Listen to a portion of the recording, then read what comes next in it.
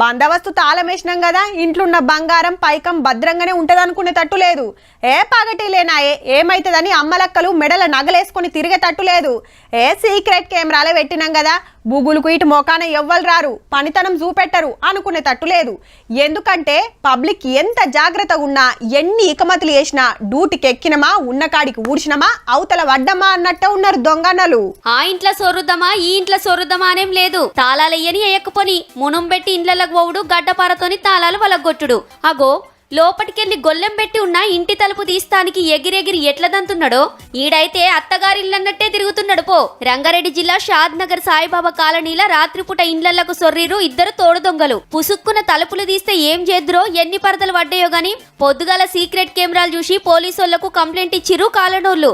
కానీ ఏలి ముద్రలు పడకుండా బట్టతోని పట్టుకొని మంచి ఇగురమే చేసిరు గాని సీక్రెట్ కెమెరాల సీన్ మంతా రికార్డ్ అయ్యేది చూసుకున్నట్టుర్రు.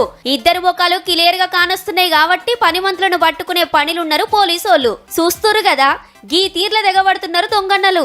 ఎంత జాగ్రత్తగా ఉంటే అంత మంచిది.